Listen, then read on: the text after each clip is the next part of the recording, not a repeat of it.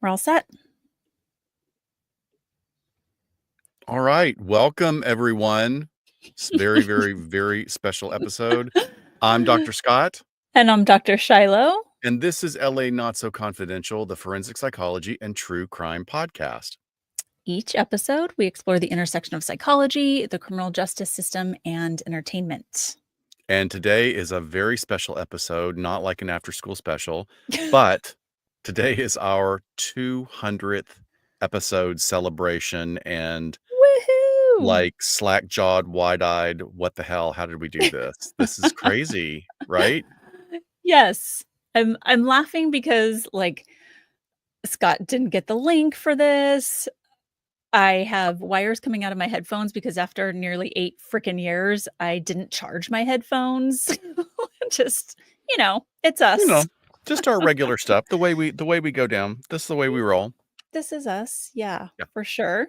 Oh my gosh, this is so wild to reflect on this. Yeah, thanks guys for being here for an impromptu 200th episode. Um, Real quick to just get this out of the way, let's do our last episode recap. So, in our last episode, we chatted with the incredible women behind Rebel Tours out of London, and I had attended their Jack the Ripper tour called What About the Women last year when we went to CrimeCon. And so we just knew we had to have them on Behind the Couch. We discussed their empathetic and feminist approach to the historical events within the realm of, also talking about ethical true crime tourism and history. So what we did, because this is our 200th, we ended up labeling that episode a bonus, just to make the numbers work. But moving forward, our behind the couch episodes for the year, for the month, will be regular numbered episodes. So I just wanted to let you guys know what to expect, because here we told you what we're going to do, and then it was like bonus, but we had to we had to figure out something to make this the 200th. Yeah. It is a milestone on many levels for us. So many things to talk about. I mean, it's an Yeah. achievement for anybody that's in content creation, who's brave enough to try and, put your stuff out there and see how the world reacts and if you have a voice. And I don't think we had the idea that we'd be around this long and doing as much as we have. It kind of crept up on us, really. Um, Yeah, it's weird. I mean, I can think back to that first recording in your apartment, and I think on our Instagram, we just, took a selfie afterwards, and we were like, "We think we just recorded our first episode." And I don't know if I had any idea of, what the hell this would be. no, And it's been pleasantly surprising and wonderful. And we wanna do just start off with a little bit of a retrospective, a little look back. And it's we can't possibly list everything that these last 7 plus years have brought us and brought you, but we thought it would be kind of fun to start off by looking backwards. We do have some guests that are going to then pop in about 25 minutes or so, and then we're going to answer some questions, some Q&A, read some feedback from you guys that you told us, favorite episodes, favorite moments, things like that. And if you want to add those in the chat, we will do our best to monitor that as well if you have something that you want to just add live. absolutely. I want to do something that I haven't really talked about much before. You know, getting started with this, there was such certainly true crime content has winnowed down over Mm, the last few years. And it's really kind of amazing that we've managed to stay afloat. I mean, and we're very much a niche podcast. We get very academic at times. We want people to be educated, and we want you to know about what's going on and enjoy it, right? But we had a pretty small listener base, um, really for probably the first 6 months, and then a dear friend of mine from college that I was able to reconnect with over Facebook over the last decade or so, who is a true crime fan, mentioned us on a Reddit discussion board. Mm. And that's when we blew up to the extent that we did. Like, literally within a couple of weeks, like, all of our episodes were just being listened to and listened to and listened to. So, Noelle, thank you so much for that, because you were the one that just happened to drop it in a discussion, and that comment didn't get banned, I guess, and it led to this. So, yeah, this is really exciting that in 7.5 years, here we Yeah. are, And doing this. blew up is relative, and we know that. Blew up for us, Blew up for when us, just, right, right. it was just kind of a push to get us on the radar of other people that decided to stick around because they liked our stuff. So, yeah, definitely an interesting moment to look back on too. So, So we have how should we do w this? Just kind w of talk year by year? yeah, let's talk about it. Let's start off in 2017, which, like, I can't believe Oh my that God. it's that long ago now. Can we just go Um, back? Like, let's the go good back. old Oh, days ooh, before we boy, knew that's anything. the good old days, right? Right? The Hmm. the salad days. We started in October, Mhm. because we recorded our first episode on September 23rd, 2017, like you were Yeah. saying, at my old apartment. And we interviewed our first guest in 2017, very Yeah. close to that first episode. We were over at our friend Justin Neese's apartment, which was, because we Mhm. didn't know what we were doing. How do we interview somebody? We had no equipment. We found this wonderful young filmmaker and audio specialist, great, great guy. And he set us up with Jen Haley, a really brilliantly talented writer who worked on Mindhunter Yep. and has done, many other things, and including writing a award-winning play that everybody should still read to this day. Yes. Yeah. Yeah. I mean, I don't know if people remember, like, we have that first year, like, not calendar year, but first year, I mean, we have had 4 guests on this show, 200 episodes, right? Not including the behind the couch stuff, but on the main episodes, we've had 4 guests, and Jen was our very first one when we were still, I think, trying to figure out what the heck are we doing here, and you had made the connection through our friend Deb, who was in this writing group with Jen, Yeah. and we were like, "Oh my god, Mindhunter is the best thing ever." Of course, our audience would want to hear from her. So that's how that just kind of popped up, and we interviewed a few other folks. Um, Including your connection with Jim Fitzgerald. yeah, yeah, retired FBI agent Jim Fitzgerald, and then had Al, our friend, on to talk about The Exorcist when we got into the, kind of our first meaty entertainment episode, little crossover episode. Um, and then Harry when we talked about negotiations. So Yeah. I realized pretty early, like, I did not love doing interviewing in those early days. I felt very unskilled at it. Really? And I was like, I don't love this. I absolutely love, like, our casual behind the couch situations. That's super fun. I don't know. Maybe I just took the pressure off myself at that point.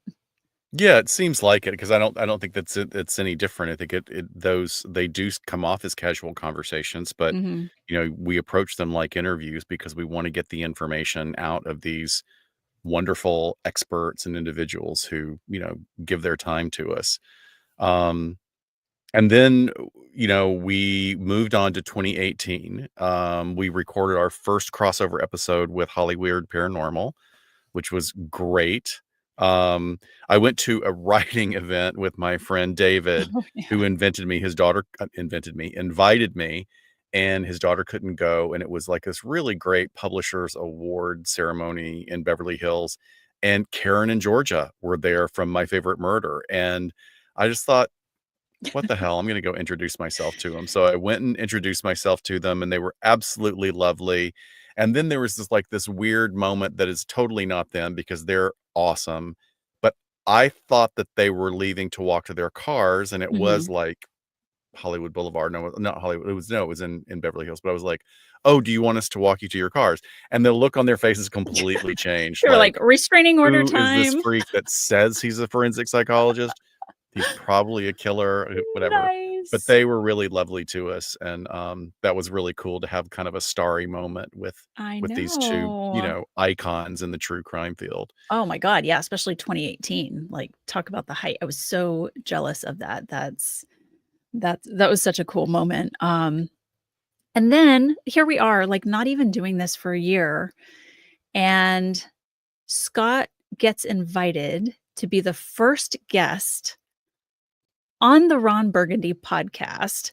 Now, I shall say that was handed off to us by Yeah, another forensic psychologist, Paula Dr. Paula Bruce, who Bruce, is who's wonderful, yeah. amazing, and was like, "Oh, I'm out of town," and because she's in high demand everywhere, and was like, "Here, Everywhere. you can have this thing."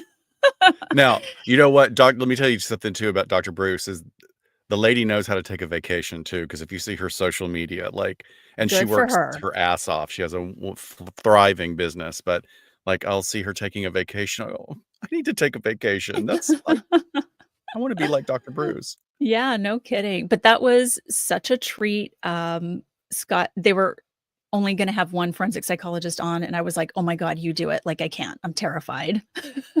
That is, like, to sit across the table from Will Ferrell, I don't know, I wouldn't be able to think, but they allowed me to be in the the sound room while Scott was doing his thing, and it was the best experience. It What felt was that very like? Like, Hollywood. It what felt was like it like, though? 'Cause he's in character as Ron Burgundy, but right, he's but not, remember like, dressed up as him. he was not in dress, but, like, beforehand, meeting him was just great. I mean, he was, like, Oh, absolutely so kind. sweet. The entire production staff is like, "Oh my god, I wanna work here." They just all seem so happy. And I told them going in, like, they were asking me questions about, like, what the show entailed, and I said, "Look, if you're expecting me to be able to not giggle, I'm like, forget it, you need to find somebody else because I think he's a genius and I'm gonna fall apart." Yeah, But it was great fun. We really appreciated that opportunity. yeah. That was also when we started recording in a police interrogation room that I had Was access it to. Yeah, that that was the year that we early? did that because, the sound quality was so much better than my apartment and, you know, because it has all these, like, kind of Well, soundproofing, yeah, and we and we could started just do it after work yeah, and which were very long days. I'm like, "How the heck did we do that?" After I don't know. working full days at work, but, I also wasn't having to, like, drive to your apartment and then drive home, so it was better, but yeah, that was very nice for, Mr. Lieutenant Bixler to allow us to do that. Yeah, that was very kind of him, yeah. Oh, yeah, that and then from there, like, I feel like it just was, like, flying by the seat of our pants, really, because 2019 then brought our first festival, True Crime Podcast Festival in Chicago, and you know, the wonderful thing about Laney's festival is that they don't care how small of a podcast you are. It's like, you have a table, you can be here, you can be included. You don't have to have this giant following. And it, uh, this is going to sound so cheesy. It ended up being life changing in a way, one for the podcast, but also the friends that we made that are Yeah. just absolute staples in our life right now. Well, and also let Um, me qualify something that you said is like, yeah, yes, Lainey and all of her team are so great, and they don't care about what your following is, but they do care about quality. So yeah, the yeah, idea that we were considered to be in true. that level of quality just really meant a lot to us and continues to this day. Yeah, and we'll save it for a couple of our guests, but this was the first time we met some people, like I said, that became really important people in our lives, and what a beautiful thing to look back on that, you know, we crossed paths in this way, but it was also our first presentation. I mean, they took a chance on us talking to their audience with Nick and Jessa and how, People that these guys you are know, 2 amazing. wonderful people that we'd had one conversation with, like, I one know. real conversation. We had, you know, texted, chatted, email, but then one phone conversation. We meet him at the bar the night before, and then the next day, it was like I Yes. felt like we had been doing presentations with them for years. The flow Right? was so good, and we got commentary on, like, "How long have you known each other?" We're like, literally just met.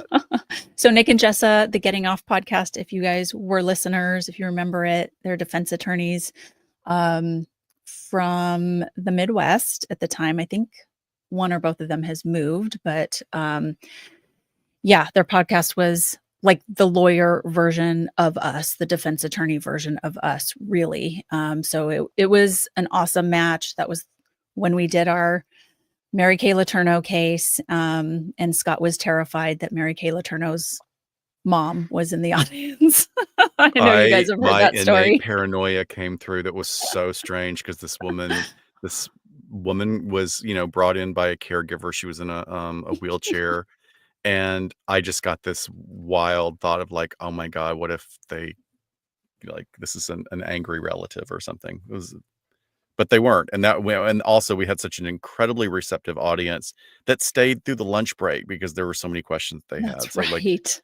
that was another sort of like kind of watershed moment, I believe, for us as content creators to realize, oh wow, there are people that really respond to this type of quality, this type of discussion, Mhm. and really dissecting the information. That was a great And we experience. got to share a table with Dr. Amy, Women in Crime, Direct Right? Appeal, and also another, friend and the Champagne Girls. We got to meet They're so great. Death by Champagne, which we still chat on social media. So, yeah, we did that. We came home. We were invited to do Pasadena Lit Fest. So Frank Gerardo, author, reached out to us. We had covered his book on one of our episodes on arson and pyromania, which we just talked about in our shrink wrap, and got to do that panel and met Steve Hodel. We met Carrie Martin. Um, and that was also just something that was, I don't know, kind of a big moment to be asked to do that and talk about true crime podcasting, but also meeting those folks was pretty awesome. Again, just more connections that you would, how would you ever encounter these people, to share this Mhm. kind of knowledge, this kind of information? It's pretty great. Yeah.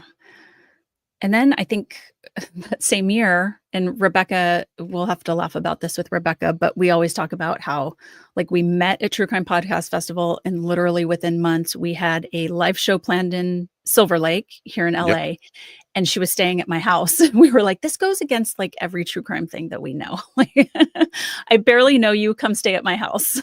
Yeah. But obviously it worked out fine. Was that the year we did our first meetup at Halloween Horror Nights at Yes. City Yes. Walk as well? Um, Very cool. Yeah, 2019 was like a whirlwind for sure for the show.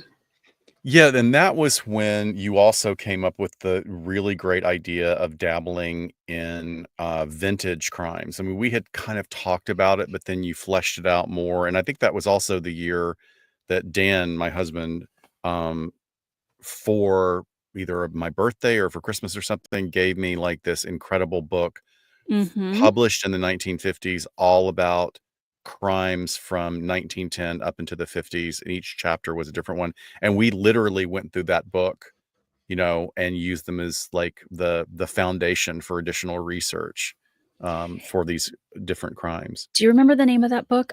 Literally, my colleague was asking me today what it was. We were at the LAPD museum today, and he's like, "What's that book that you and Dr. Scott pulled some of your It cases from?"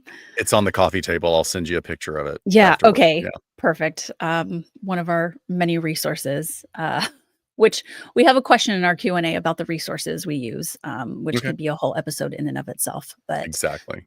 yeah, okay, so we have about 10 minutes probably till we're expecting our first guest. So I just want to kind of talk about like post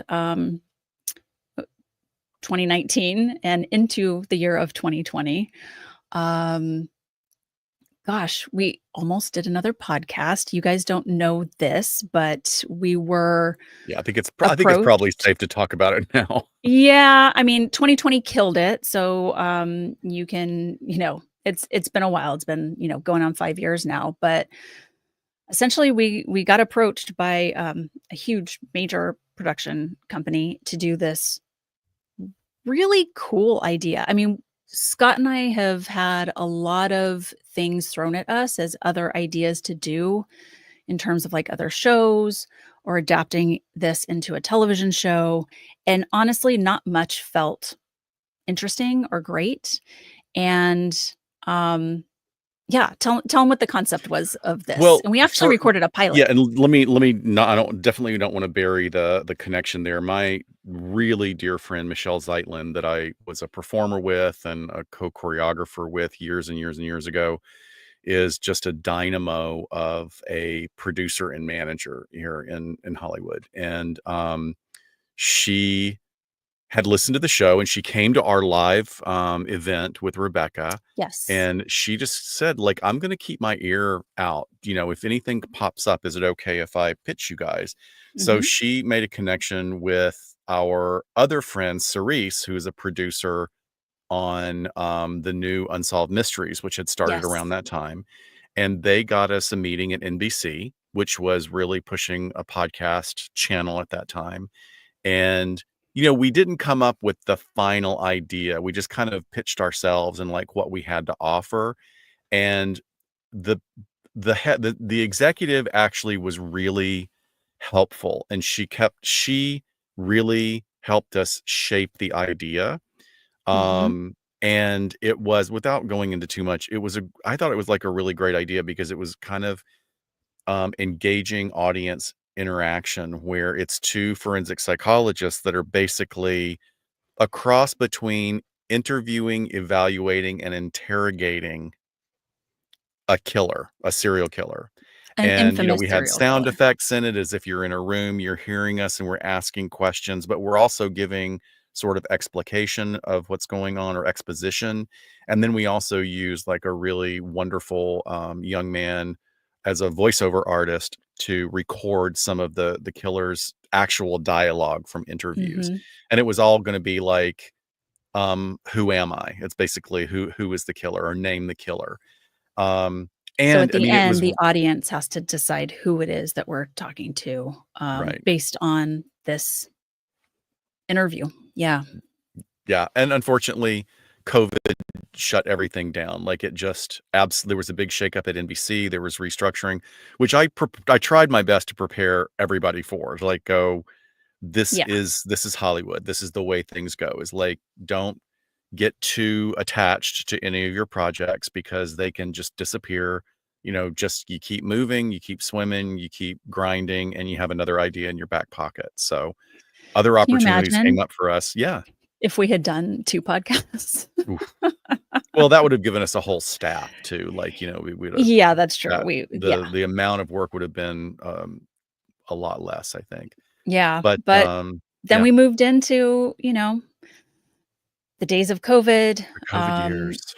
which obviously perpetuated a lot of, live streaming and reaching our audience that way, and the good old Get Vocal days, our first Yeah, guest will be able to tell us about that because I think they kinda got us into it, but, I remember what is the very first or second episode was the night of the civil unrest after George Floyd's death, right. and, it was such a surreal moment to kinda be just, like, in it and living it with our audience live.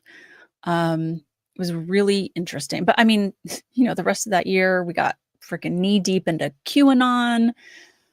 Just what a bananas time.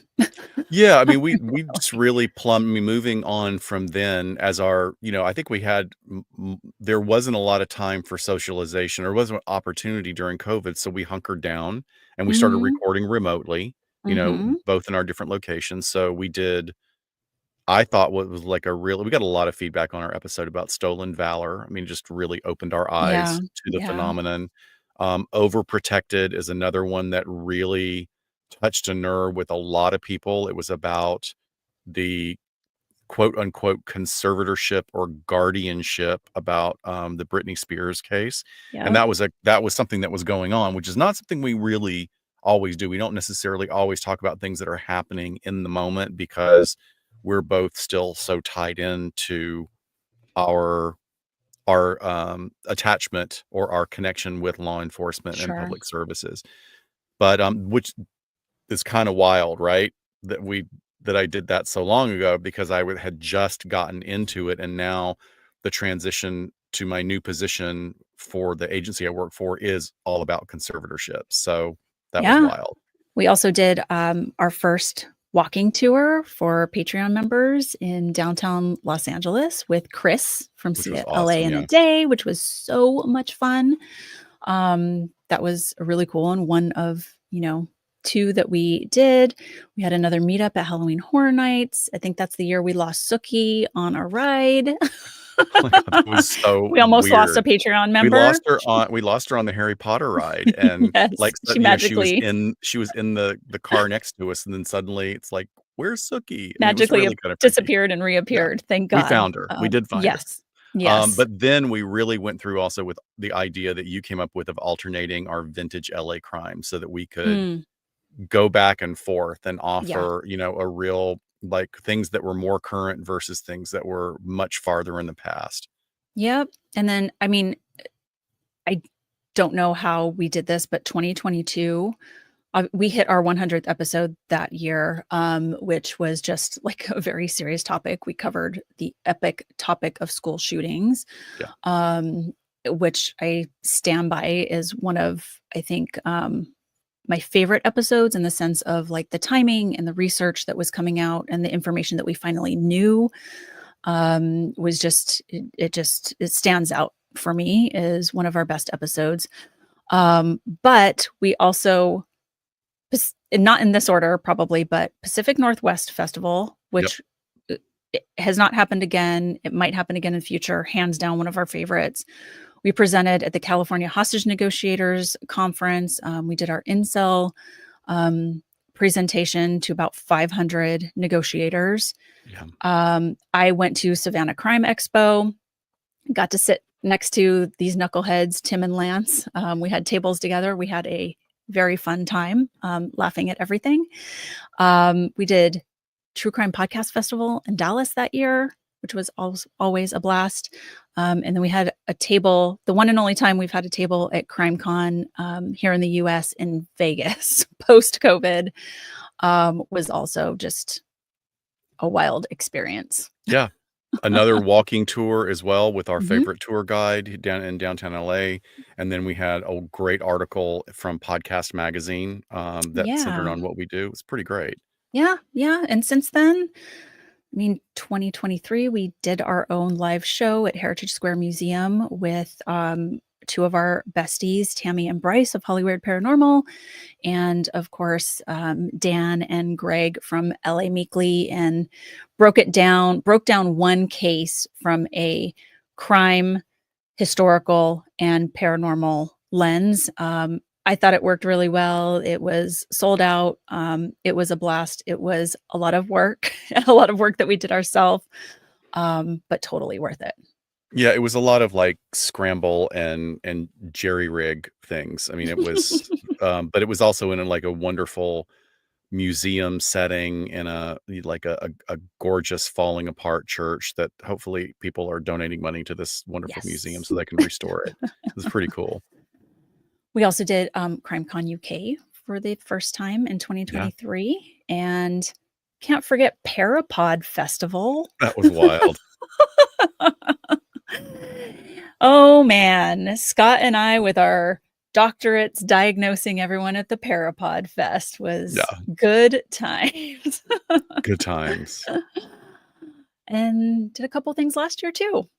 Yeah, we, went to CrimeCon UK again for Mhm. another wonderful opportunity to present. Again, probably, I mean, up just one of like, up there is the top 3 places we would go and present again, really just because Oh yeah. it's such a specialized audience, and then had a wonderful follow-up to that. I mean, god, that we were so busy last fall because we went Mhm. right from CrimeCon Yeah, UK into the Berkshires, podcast festival with Josh Hallmark, which was, like, really well organized. Like, there was lovely. just, like, he and his staff just outdid themselves for Yeah. the quality and organization of that. It was a one-day event with a couple of capping things on either side. A lot of fun. Yeah, for sure. And you guys will be very proud of us. We have not one commitment this year to anything. Well, except for something we're going to host, but we'll tell you about that Right. later. But we haven't committed to any festivals. We're going to see what we feel like. We got man, I have a lot of travel planned already. We have a friend getting married. I have a family member getting married. Already some travel in the works, so we will see what pops up. But speaking of popping up, let's see if our first guest is ready. I'm gonna add him to the stage. Oh my God, it's our Oh, dad. It's the man that made us. Daddy, Hello. but not in a weird way. Hi, Tim. Congratulations, Scott and Oh, Shiloh. Thank How's it you. going? thank you. How is it going? It's going well. Here we are. Do you remember the first time we met? I do, yes. How could I forget? I was like, "Oh my God, that's that crawl space guy with the blazer and the satchel." I He's came so right over to stylish. you guys because I was listening to you guys on the way, I think to Chicago Yeah. for that fest. And Awesome. yeah, I was really excited to meet you guys. So yeah, I think you were the first people that I went right over to coming down for that festival. That's so at that time, what had so 2019, like kind of where was crawl space at that time? Like what were you and Lancey Grace doing with it? Like and what was your vision? Yeah, I don't know. Good question. I don't know. We started podcasting in true crime, doing Missing Maura Murray in 2015, and that led to a docu-series on the disappearance of Maura Murray that ran on Oxygen in 2017. So we were working on that case mostly through those first few years. And then we launched Crawlspace in 2017 and started kind of branching out a little bit, more cases, just other kinds of interests as well. So yeah, and I think we were right around the time where we were like, well, we're meeting so many fun people that we really like, and we're sort of like accidentally networking. Like we really Yeah. didn't intentionally do that. It was just we liked people and we liked their show, and we just would talk to people at festivals like you guys, and it's like, let's kind of band together a little bit and try to slay this dragon together, because podcasting is a crazy industry, as you guys Isn't know. it? Isn't it? Oh my God. Yeah, there's so many personalities, and like I was saying earlier, a lot of shows have come and gone. It doesn't, just because something's gone, over after just a couple of seasons doesn't mean that it's not super high quality. But I do think that it says something about your longevity and the way you guys continue to create and evolve over a decade. That's wild. I That's know. just wild. Yeah, well, I'm impressed with you guys, and you guys are almost at a decade yourselves. And We're a getting couple there. hundred episodes, Yeah, Scott and I are I don't know, like we've we've said like we cannot do this longer than 10 years. We don't know what it looks like, but we're not doing this longer than 10 years. Yes, So you maybe are. we're on the Stop it. countdown. Why not? What's the harm? I I was don't going to say know. we laugh about the fact that we'll never run out of ideas. I mean, there's just like there's something every time we turn around. There's another, like, here's a bizarre sub category of a mental health issue that is Right. completely related to this crime. Let's get on it. Yeah. Yeah. Well, it's always news that you guys can add your insight to. Well, and I wouldn't mind if we back away from this at some point. Well, we will, I but when would. we do, I'm sure you would. But we have built, like with yourself, such a network. Sometimes we feel like, is there a podcast that has not had us speak to something in terms of like forensic psychology and psychological aspects of crime? But yeah, of course there is. But we will always be available for all of our friends and anyone who wants us on to give our 2 cents. Yeah. Obviously, that would be the sweet spot where we don't have to do any real work. We'll just guest on everyone else's shows. But Right. yeah, who knows? Who knows what that will look like? But I mean, you're so kind to approach us and ask us to be part of the network that we were like, oh my God, this feels like a natural next step for us. And it really, like, the shows that you curated felt like family. And it was just a perfect fit for us. So thank you so much, you and Lance, for thinking of us in that way, bringing us in.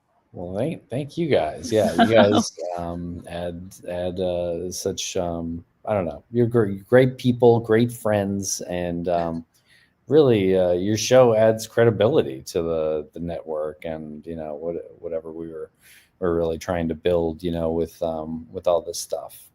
Yeah. Well, So and what do you oh, sorry, what go ahead, would you Scott. say what has contributed to how have you and Lance done it? I mean, like, I know that there's probably been a lot of dark nights of the soul and conversations, but if you looking back over a decade, what is the most important thing What's about your secret? longevity? What's the secret? Ride that wave. I mean, I don't know. Like it is really like seesaw or like turbulent ocean kind of industry right now still. Yeah. And if you're trying to do it full time, it is really like crazy in that way. So I think staying together, like like you're a team, sticking together, trust, and like as we've grown apart as I guess people a little bit as I've grown a family in the past decade, and we live a 90-minute drive or something away, but we still have the same interests and still have the same chemistry and podcasting and things like that, even if we don't see each other all that often anymore. Yeah. I mean, you're in the same boat as us. We are constantly saying, thank God we're doing this with someone else. Like who the people that do podcasts alone, I get the perks to that.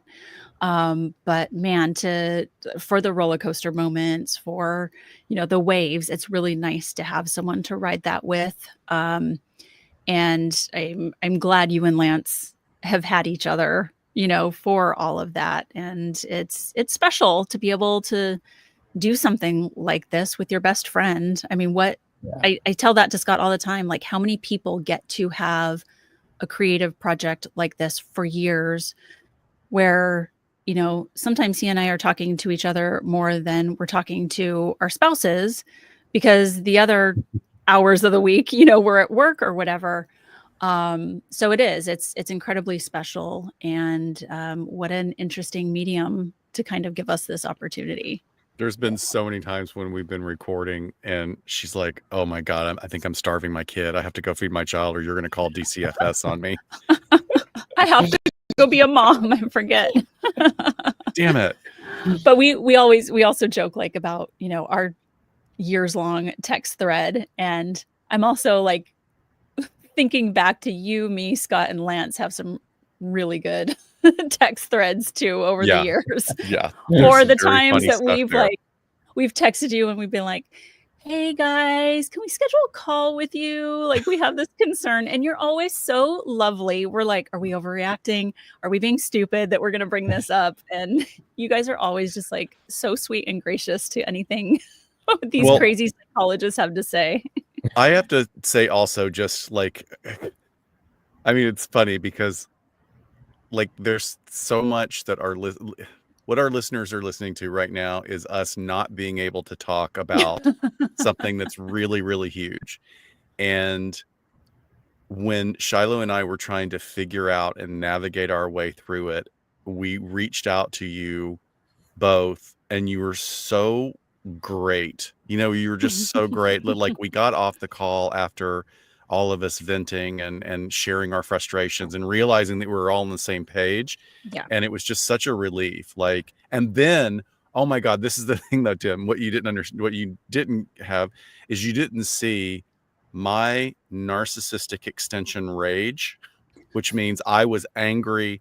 Like I had been not treated well.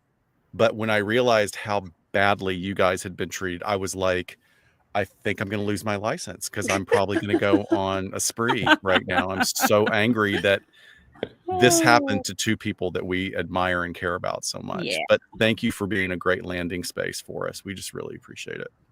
Yeah, well, thank you guys for over the years for all your insight and your entertainment and friendship. And yeah, we got to have you guys back on our show now that it's back up and running regularly. For Let's do it. sure.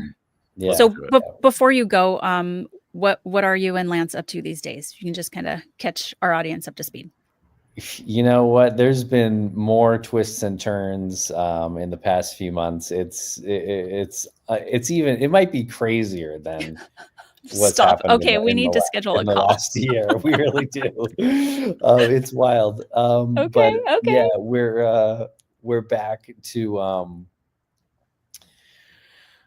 Crawl space doing- and missing, or just crawl space right now, or what? Crawl space and missing. Yeah, crawl space was doing a thing where we were airing other. I don't know. Anyway, we'll do that on the call. Yeah, let's do it. Copy that. Crawl space and missing. Yeah, we're doing those Copy regularly that. now. Yeah, Awesome. It's good stuff. Thank Yeah. you for making time for us, Tim. Congratulations. Yeah, Thank thanks for you so having me. much. All right. Take care. All right, Bye. see you later. Bye. All right. Who do we have next? Oh my God. Stop it. Oh, Hi, Rebecca.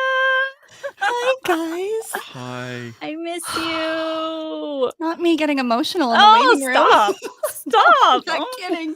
That was a little nostalgic ride. I just got like, I just remembered things I'd forgotten. I'm like, Yeah. rest in peace to all the projects that I was going to do in 2020. Right. Oh.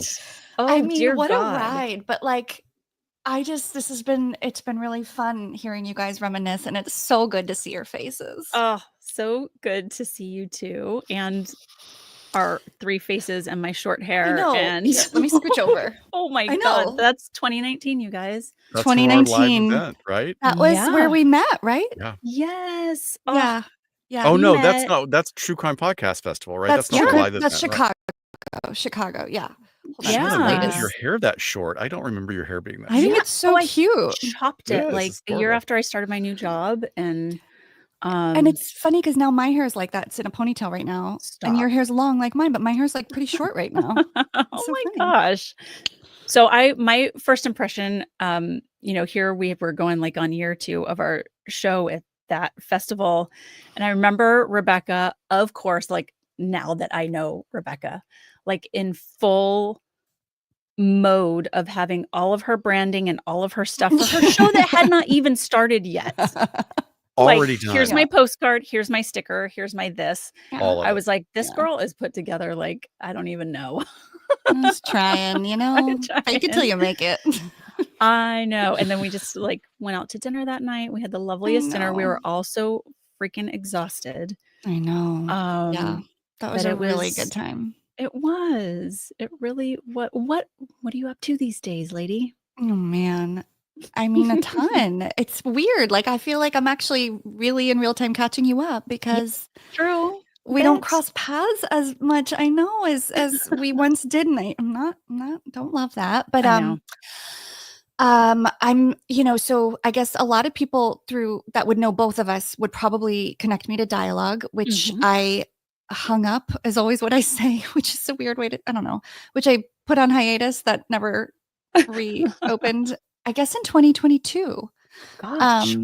Yeah, so that's already like the end of 2022. So it's been gone for 2 years. Mm.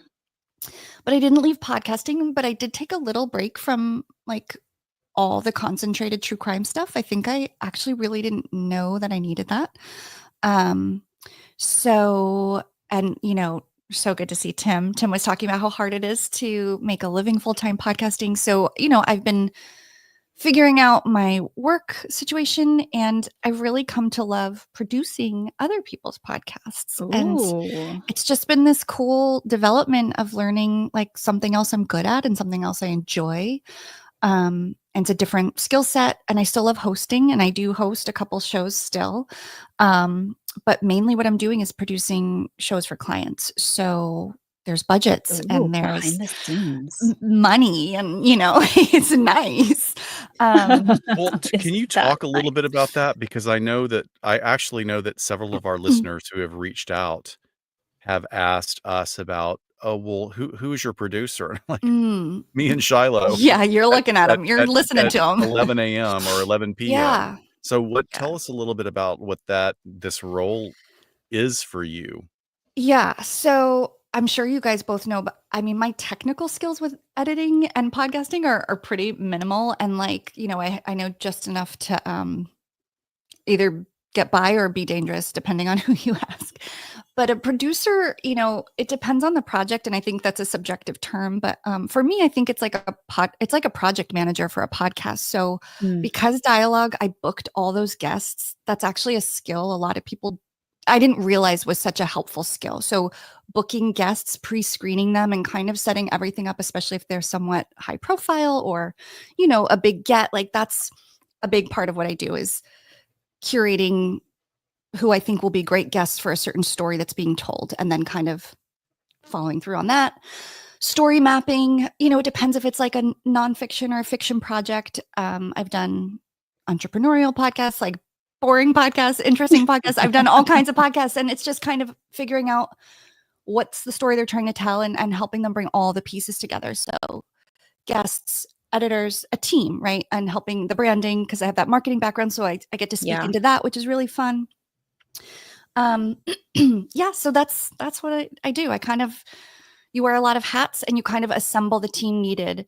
It's like if you and Shiloh broke down all the roles you play, like Yeah. there's probably 10, if you were actually going to like divvy up the responsibilities. It's figuring all that out, and delegating and overseeing. I get to be bossy, which I realized I really like. Another So, skill. yeah, another skill. You're muted, Scott. I Oh. think you just Yeah, and muted get me. paid for it. Being bossy, I you get paid for That's the it. best. Like it's Right? actually my job to be bossy. Love. And I hadn't realized how much I enjoy telling men what to do. That's cool. Yeah. Do it for as long as you're allowed to keep doing it. I mean, Yeah, exactly. so what Hmm. shows are you currently hosting right now? Sure. So I'm still co-hosting Criminality with Yeah. the wonderful Melissa of Moms and Mysteries and Criminality.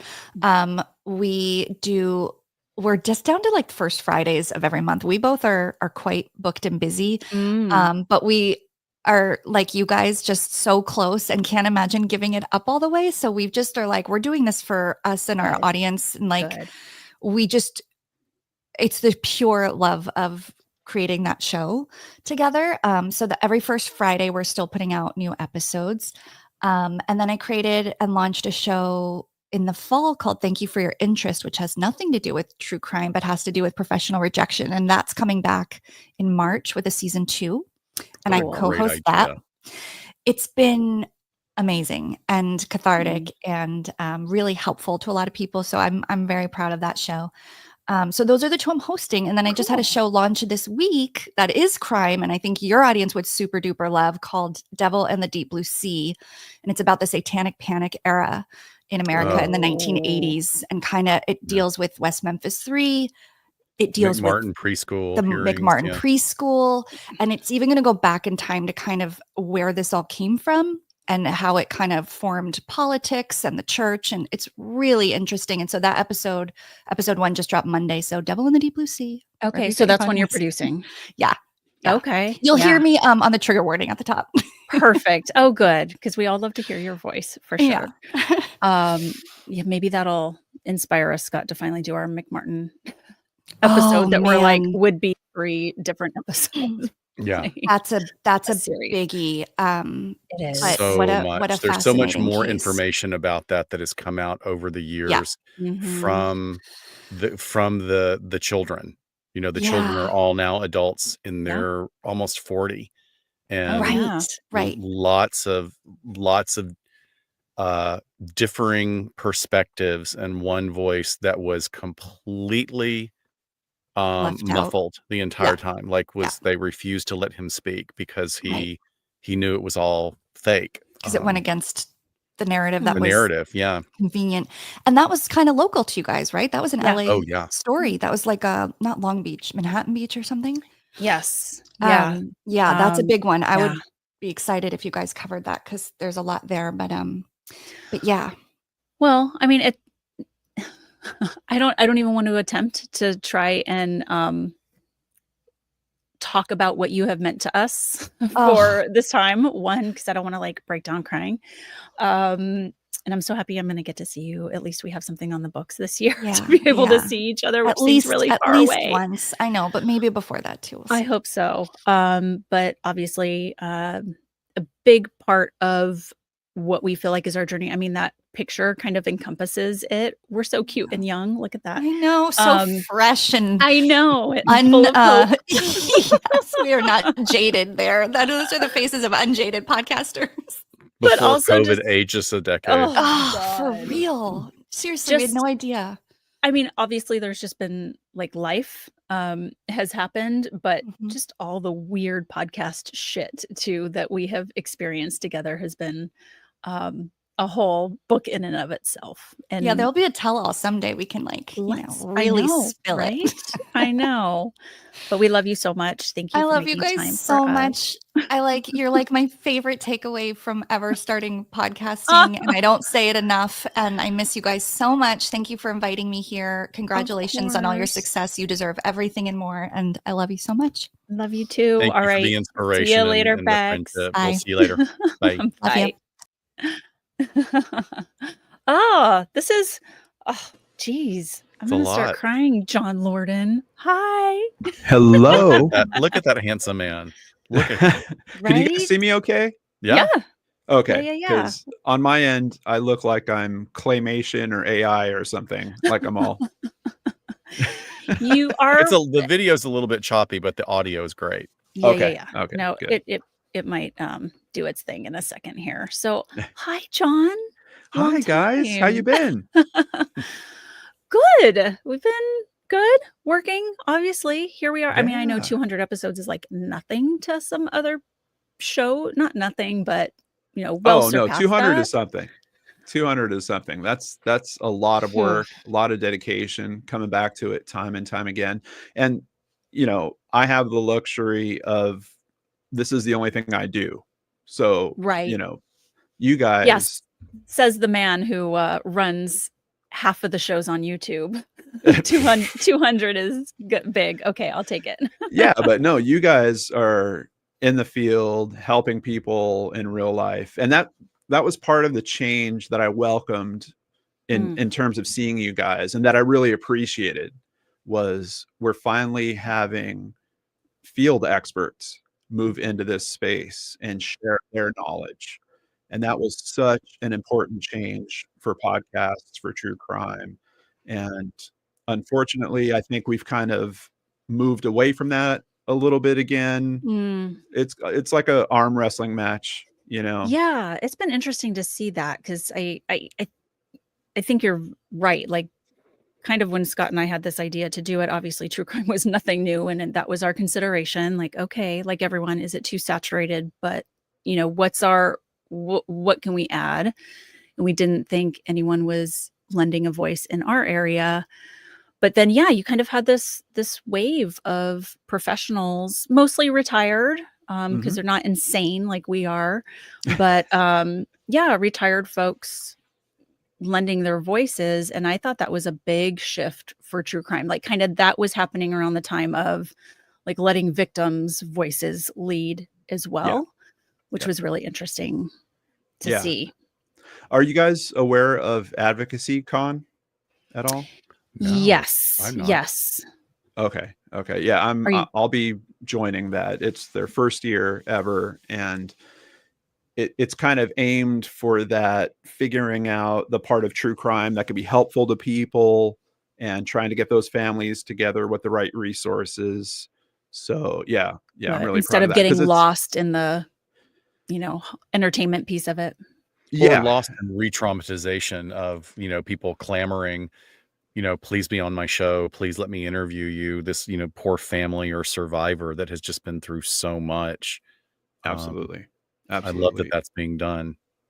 Yeah, and it's weird because sometimes you'll have a family that goes to a particular creator and, pours their heart out, and they don't know the difference between an LA Not So Confidential or Mm, some other type of show, and they mhm. might hit an audience of a few hundred people, and then, that story doesn't get picked up because other people are looking at it and they're like, "Oh, they've already been on that podcast, I'm gonna sit on it for a while." Yeah. So, yeah, it's always a tough dance on that. Well, and speaking of tough dances, one of the things that, we've never talked about publicly that I know Scott and I are most proud of is the collaboration that the 3 of us did behind the scenes, where you approached us and said, "Hey, this is heavy stuff that we talk about and that we research and that we do. I really think there's a need to support other true crime content creators in a way that hasn't been done before." Um, and essentially, we brainstormed, and I think we did it the right way, in which we ended up creating a support group for content creators that met once a month. Um, and I can't think of, many other things that I've done in content creation that has felt as directly like giving back and doing something really important. It was just like at a different level that I think other people hadn't thought about before. And here Scott and I are saturated in vicarious trauma all the time from our jobs Yeah. and learn in grad school and internships like how to take care of yourself. But I mean, can you add a little bit to what like was in your thinking and what you were seeing at the time when you kind of approached us about that? Yeah, absolutely. I mean, when I came in on YouTube, there was a bunch of other creators that were peers of mine, one in particular, Kaylee Elise, who inspired me.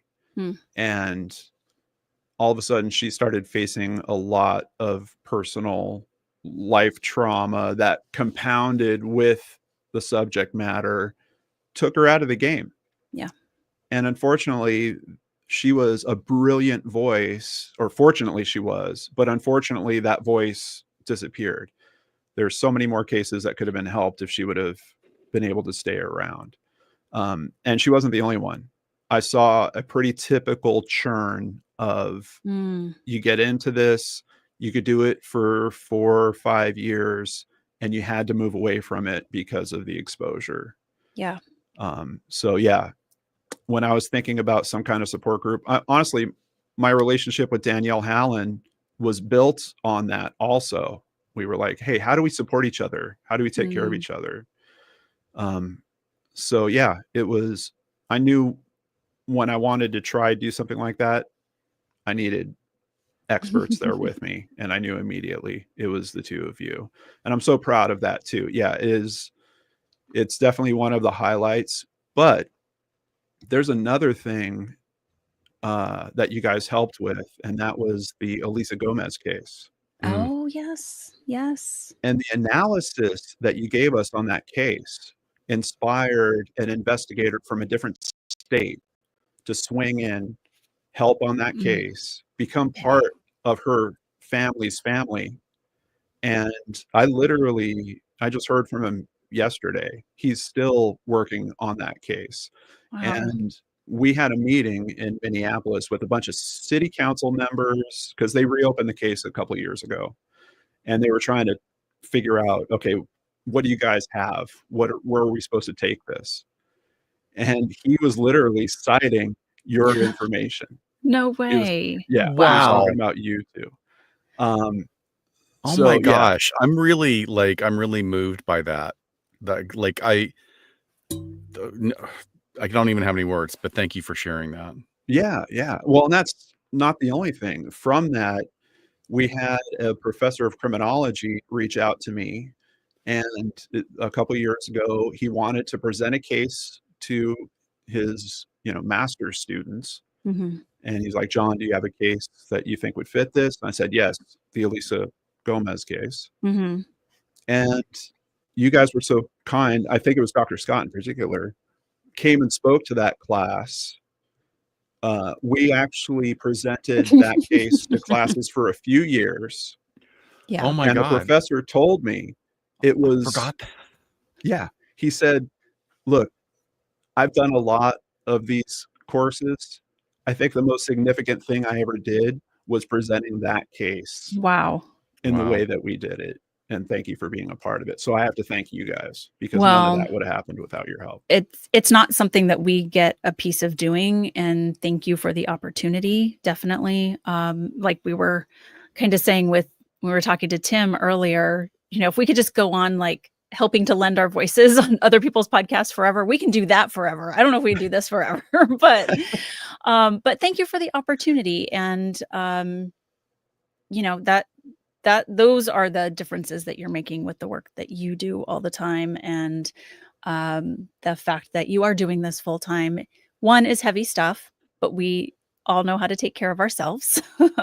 We're practicing that very well. But yeah, thanks. I'm so glad that we made that connection. Gosh, we had not met in person yet, I think, when we were on that show to talk about that case. And Right. then Yeah. but just built a wonderful relationship afterwards. So Yeah. you're one of our staples, John. And of course during Get Vocal, like all of your fun games and everything during COVID So that great. was yeah. like just, added to the levity. So More that's- mental health. Yeah. Yes. Taken care of. Yeah. yes, absolutely. Yeah. Well, I'm going to be coming to LA in a few months. Okay. I want to see you guys. I've got, Yes. It's going to happen. Absolutely. Excellent. Absolutely. We've got a premiere that we're doing for a new documentary, a docuseries that's coming out called Vanished. It seems to be a title in the documentaries I do. There's always a lost it vanishing. instead. But this one's Count about the us Heather in. Elvis case. Oh, wow. So there's going to be a premiere. And if I can get you Awesome. guys there, I'd love for you to be there. So Let us know. But we'd be happy just to hang out with you for an evening. So please send us the absolutely. dates. That's awesome. I'm so glad we have something to look forward to. Yeah. Definitely. Well, thanks for your time, John, and being You here. got it. Happy 200, guys. Thank Thanks. you. Thank you. So Bye. good seeing you. Miss you. Take care. How cool. All Wow. right. This is I a ride. know. I know. And here they And are. I put these guys last because Los I was like, how Espookies. long is I know. this going to take? I got a celebration milkshake, but then I was like drinking it while I was listening. I was like, you finished the milkshake. I'm like, "Nah." Like, mhm. What flavor milkshake is that, Bryce? Chocolate chip cookies and cream. Oh, dang. Well, that's what brings all the boys to the yard. That's correct. My yard is flooded with them. Tammy and Bryce, you guys from Olivia Hi. Paranormal, of Hi. course. Talk about OGs of our podcast existence. Mhm. I was looking back, Tammy, at our Instagram feed, and when we did our cult episode, you commented on there like, "Is this that one?" And because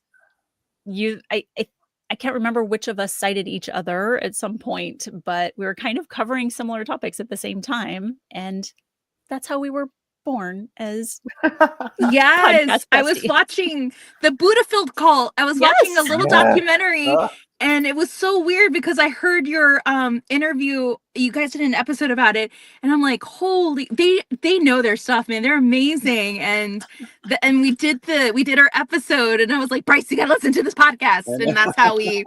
I think we tagged you on a post too, and that's Yeah, how we got yeah. like hook, line, and sinker. Oh, You're yes. in with us. I know. Look at this. Nearly 8 years later, we are. I know, you're our friends. We're tied together. Our Yes. families are friends. Now we got to do a blood ritual. Totally. Yeah, I think that's Mhm. we got to figure out when, I don't know. Scott, tell us when Mercury's not in retrograde or there's a moon that Seriously. aligns with that or At something. this point, it's But always also, like, Mhm. you know, just What are you guys up one to of the these few days? times- What's new for Holly Weird Paranormal? Oh my goodness. Well, as you guys know, I don't know if anybody has heard, but we're going to Windy City Parafest in Chicago. So there's this Oh, cool. beautiful little paranormal convention that is happening in Chicago, Illinois. It's the first annual one, and a shout out to Frankie Everly, who is coordinating everything along with his team. They wanted to create like a convention that is not consistently made up of, no offense, just cis white male men. Like we're wearing What a shark necklaces. And, concept. I know. He wanted something very diverse. He's like, I need people of color, people from, the LGBTQIA community, and I wanted to create a community not only of just those people, but of artists. And so in June the 13th through the 15th, he's going to have this convention, and Bryce and myself are going to head over there and lead a talk about like haunted Hollywood. It's going to be really cool. Woo! Oh my Amy gosh. will lead the talk. I will be eating the deep dish pizza. No, both of us Be will. very clear. We are going to be sharing Gotta go to stories Carmen's. of our old Carmen's school and Pizza in stuff. Chicago. Carmen's. Oh, is yeah. Carmen's. Do you remember when we put Bryce in the corner and made him do our slides when we did our presentation? Nobody puts Bryce in the corner. That's right. Luckily, my arms are long. I was able to do a little bit of both. Bryce is like, But if you "It's fine. put a I got cheese it." tray there, he'll be That's right. fine. Little color commentary. But we also like I do not want this to slip, because this sort of harkens back to talking to Rebecca earlier. Is it's easy to forget how much we've actually done with you guys over the years. Like from you being at my previous apartment where we I had a know. blast just giggling while we recorded, and then doing Parapod, was it Parapod? We did Mhm. Parapod, but then our Yeah. live But we show, also too. did the Heritage Square Museum, which was like, I think it was a miracle that it came off, that everybody all the attendees were so Yeah. impressed. So Did you're it. our good luck charm for live performances, I think. Yeah, our writer dies for sure. Yes, And you guys, are I mean, truly our ride or dies. Again, you are two extremely good friends doing this together. And how long have you guys been podcasting now?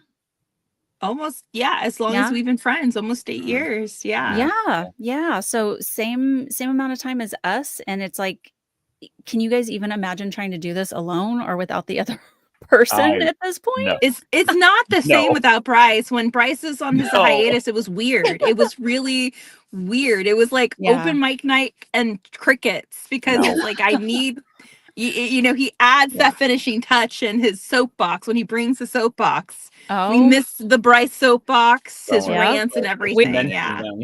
Scott and Bryce must have bought theirs at the same soapbox store. Yeah. Yeah. We go to Soapbox Warehouse for our rant stools. Yeah. But I think it's an interesting dynamic. I mean, it's kind of tale as old as time of, gay men and fabulous women pairing up. But I think, I won't speak for Bryce, but I will speak for myself, is like our process has just evolved into something that works so well. But Shiloh is actually the driver of everything, and she gets shit done in a way that I'm just not capable of. And I don't know if you guys have that dynamic. If we ever, like, if somebody came and says, "Oh, here, we're going to give you $1 million for your IP," I'm going to be like, yeah, she gets like 3/4 of it. Like she's been Tammy doing the gets all of lion's it. share. Tammy gets all of it. I just want to be like my face on a sweatshirt, and I'm good. Just like that with In that both pose. knuckles. Yeah. Just pay me in No, Starbucks cards. It's fine. That's right. Yeah. No, Yeah. Tammy's the engine for sure. I get to kind of be funny color commentary, but And also the healthy-minded skeptic. You're the Yeah, best yeah. skeptic. every once The in a while we best. get a good little dose in there. But yeah. And Well, guinea it's- pig when you go look- to these haunted locations. Yeah, but I want to like I think that that's something in the genre in which you create that's super important. You know, like the work that you've done. I just was listening to My Victorian Crimes or something like that. Mm. It's the newer Mm. podcast, really well done. And she didn't give you credit, but I felt like there was an implied credit when she said, "We're not going to talk about the Winchester Mystery House because everything you've heard is completely wrong." Yeah. And Yeah. I mean, I've learned so much from listening to you but like you do not produce a show without every single freaking receipt, which we admire because that's what we aim to do with our resources and our Yeah. research. And, you know, I mean, I've had this conversation with Tammy and with both of you actually, like I am a believer, but I Mhm. don't, you know, my mind is open, Mm. but it's not so open that what's left of my brain falls out. Right. Yeah. Yeah. But I think it's interesting to be open to phenomenon, whatever the source of that phenomenon is. Yeah. Absolutely. I mean, I think, you know, you are like us in that you will forever have material, right, for your show. You can reach into the past. Obviously, we have the kinship of really being like LA Hollywood centric as Yeah. well, where we can pull stuff from that, which is never ending. But the chemistry is amazing. Yes, you know, Tammy brings the receipts. She's the person you perk up and you listen to, and then you hear like the soapbox coming out, and I'm like, I got to turn this up because I'm gonna learn something from Bryce, who is Yeah. however much younger than me, and he is gonna absolutely school me and like blow me away with a perspective on something. That's why I've loved you guys so much. So I'm so glad that I could listen to your show, but the fact that we decided to meet at Dupar's that day and the rest, you know. Oh my God, that Yes. was Eat so pancakes. fun. The four of us and Emma Roberts and Evan Peters. Yeah. That's all. We basically all shared a table And together. Bryce and I Basically- looked at each other. We were like, "Boy, you got to run." I know. I was like, we You need to gotta save him. run We need to from get him that out. relationship. I want to throw a pancake. And that's Yeah. when you had your fabulous like Oh, bouncing and I know. behaving Man Oh, hair and the yes. the I big know. Viking beard. It's What a getting. look. It's I coming back. know, right? Slowly. I Gosh. know. Well, what again? I mean, other than the festival, you guys still, I mean, being pretty consistent with your episodes. Anything new Hollywood paranormal coming up for you guys this summer or anything? No, not at the moment. I mean, we're just Yeah. doing, you know, we're just continuing to record and trying to update our, you know, Patreon and trying to Yeah. be consistent, but also try not to burn ourselves out too. And Good. just, yeah. I know Important. that, you know, we noticed that with a lot of podcasters out there, our friends who it's just they are consistently putting things out there and then they burn themselves out and then Too that's the much. end of it. And you know, I always honor Bryce's schedule and like when he needs to take a break and he does the same with me and it's like we're both tired, you know, let's take a break. Yeah. Let's not burn ourselves out. I think that's why, you know, that was the key of like being so consistent and understanding is just understanding, you know, where we're coming from and our time and yeah. Yeah. Well, let's please get a drink soon. We're gonna have We will. a meetup coming up this spring, so we would love to have you guys there, or we'll just plan our own thing now that Yes. you We know, need 2025 to. is here, and We need to put You- that out there. We need to you have need to another say- collab event, something Yes, small and we do. intimate. Yes. we do I've been for just saying sure. like 8 years. I was like, we discussed years. that with From Beneath the Hollywood sign. So Oh. we'll reach out to you guys about Ooh, a room that they have access to. That would be cool. that is so awesome. Wow. Well, thank you for making time to be here. of course, we love you guys. Of course, We anything love for you. you. Anything for Oh, you guys. Love you guys so much. Thanks. Have a great night. Thanks for being yeah. part of our Congratulations. little Nice. team. Take Yeah. care, Here's 8 more guys. years. Oh God, no. Oh my goodness. Jeez, what a Yeah. journey.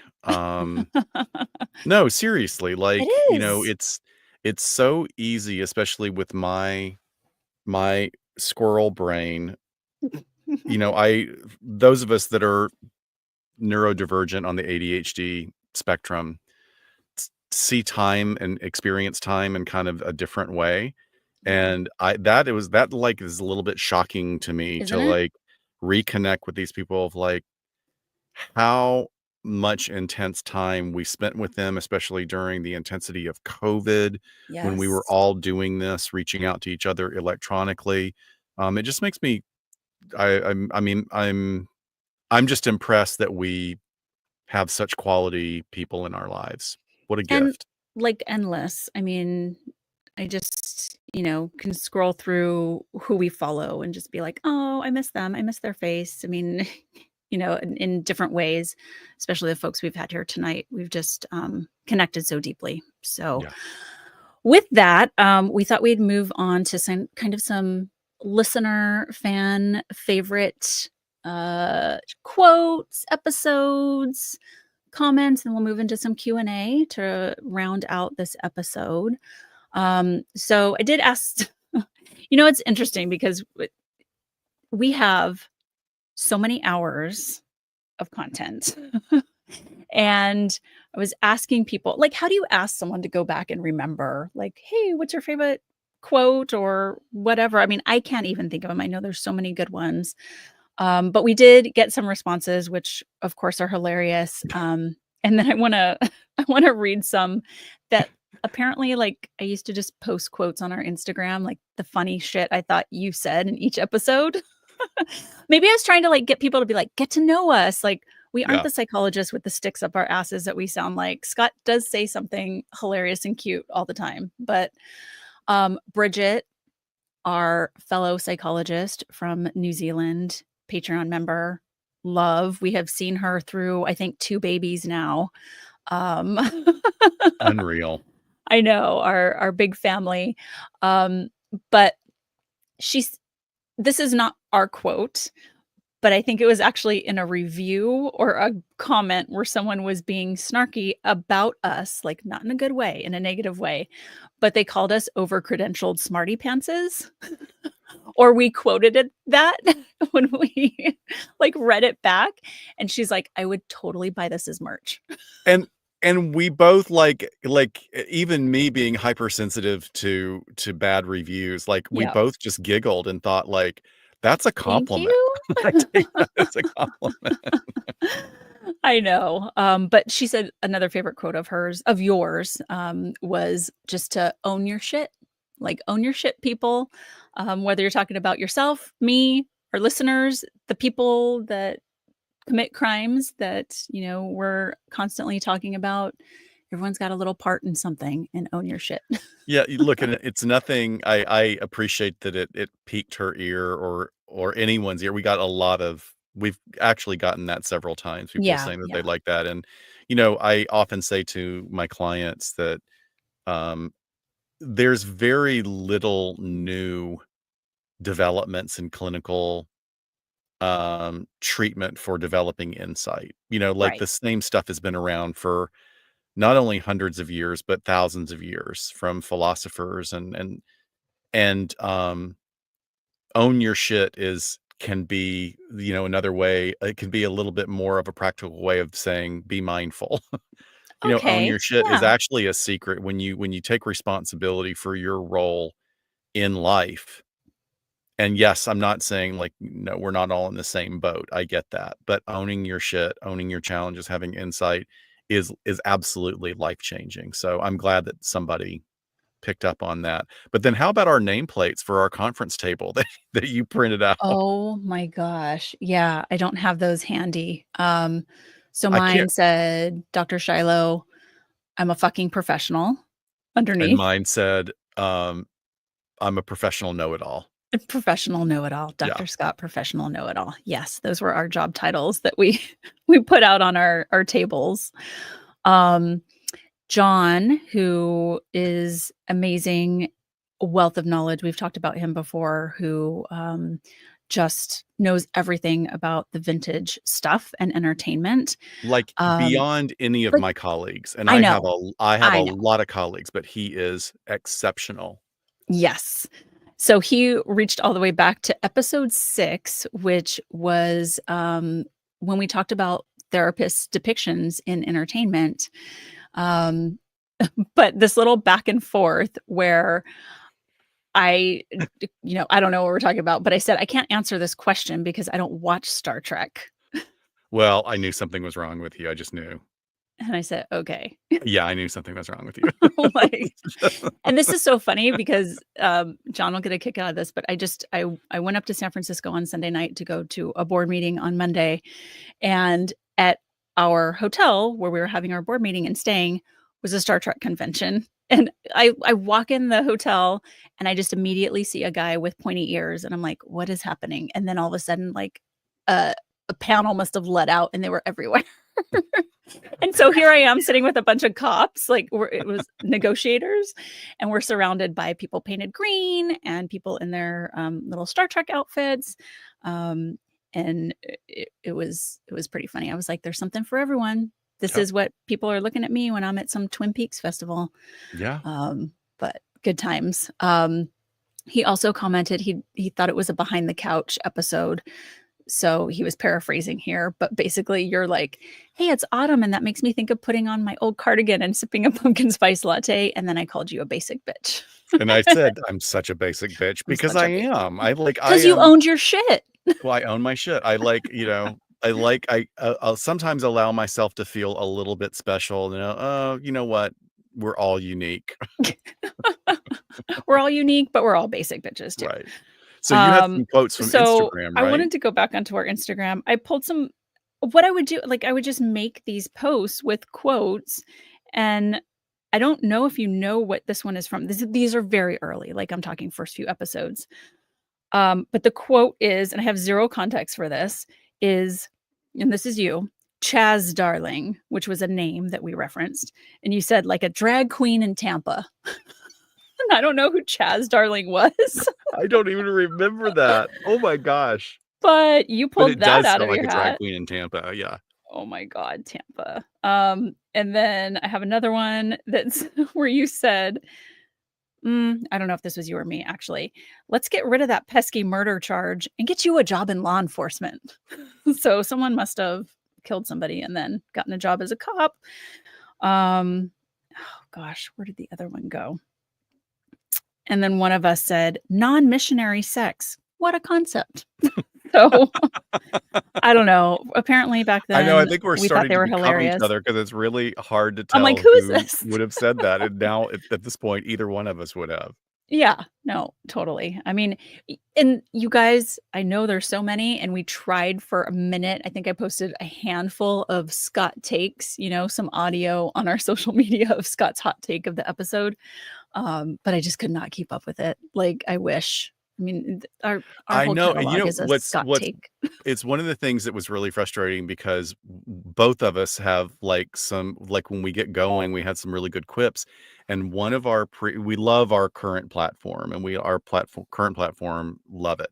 Yeah. But one of our previous platforms had this little thing where listeners who were listening to shows on that platform could pick their favorite quote and post it. Like it was a great little thing to have. And I'm sorry to see that go. That would have been really cool.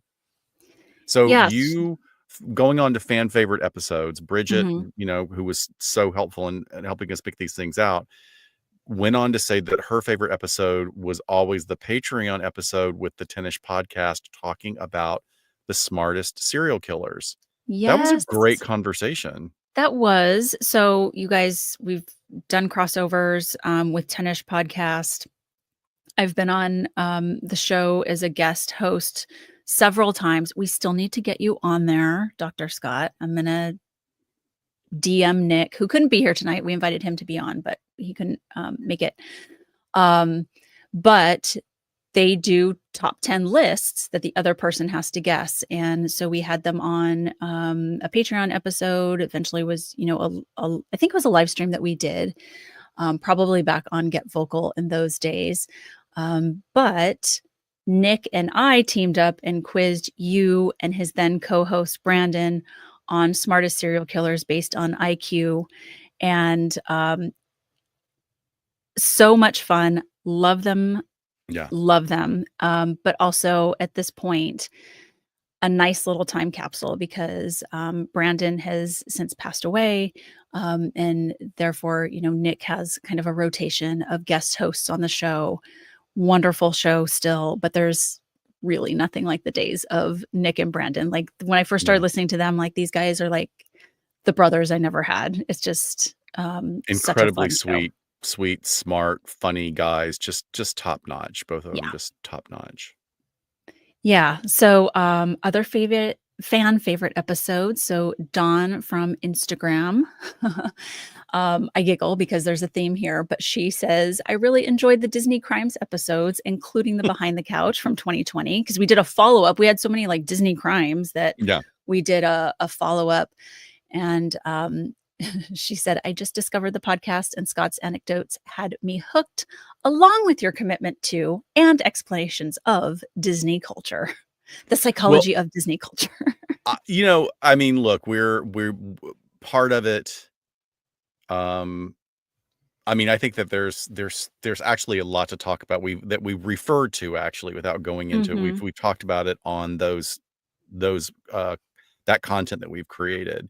But there was also, like, for me, one of the things that is about how it meshes our friendship together is these really amazing moments, Yeah. in my life and in the joining of our families that we spent going there and being kids again. Like, to be able, when you're going, the stress of grad school goes away when you're just allowing yourself to eat as much sugar as you want and be on rides and be silly and Yeah. also enjoy and watch other people enjoying themselves. So, like, I get it. It's not for everybody. I mean, I really get Totally. it. But one of the funniest hate reviews, like, and it was funny because both you and Bixler thought that I was going to be really pissed off about it. Like, but you got called what cop or a cop lover or something. I don't remember what the adjective was for something cop, and I got called a Disney adult. Yep. Like, she thought I would be insulted by that. Like, I don't know what I actually, I mean, like, in all seriousness, like, there is for those of us that had childhoods that were really, I wouldn't say I was impoverished, but there wasn't a lot going around. And so to be able to kind of recapture and reignite that and share it with friends, I think is actually something quite beautiful. Yes, it's a corporate entity, but it was like a really cool experience. And I kind of felt sorry. It's like, what is that about? Like, projecting like a Disney adult? Like, I could just almost imagine that it's being spit out like that. But you know what? Everybody, you do you. Yeah, no kidding. And then Jeff from Facebook, he said, I'm a big fan of the Disney episodes. So, I mean, we had more than one person when we put out there, what's your favorite episodes, that said it was the Disney ones. Well, there's also an the one, intersection for everything. yeah, there is. And also that also is a fascinating crime about this. I mean, I'm sure they're including the Celebration Yes. residential Yes. murders in Right. Orlando, which is just Family horrific. annihilation. Yeah. So we also heard a little bit more from Bridget. She elaborated here. She says, I love the really niche episodes no one else does. Incels, body integrity, identity disorder, clergy offenders, dog shows. Remember we did a dog show episode? Yeah. Beauty pageants. The research is mind-blowing in these areas, and it's nice having it summarized. And challenging what is presented in entertainment is so important. I really enjoyed the Patreon guest who talked about hazing. And in light of the abortion bans in the US, I was really interested in infanticide and how this increases when abortion is less available. My favorite soapbox is around rape laws targeting gay sex. She says, although I've probably oversimplified this massively. And as a psychologist, I love being able to formulate also Richard Ramirez, based on the history you provided of him. It didn't make me forgive his crimes, just understand the pathway that got him there. And then I'm very proud of her very last comment here, where she says, and you brought me over to Team Intruder on the JonBenet Ramsey case. So that was a very sweet summary of a lot of what we've covered. A lot. I'm also really happy that particular formulation works for a lot of people. because when you are an observer of this media, on a, I wouldn't say a superficial level, but on a base level, it's just really easy, depending on how the media is presented, to fall into this perspective that people are all good or all bad. Yeah. And they're not. People can do absolutely heinous things that they absolutely should be punished for. But Mhm. let's not shut off our understanding for how people get there, so that we as a society and we as individuals endeavor to prevent that from happening.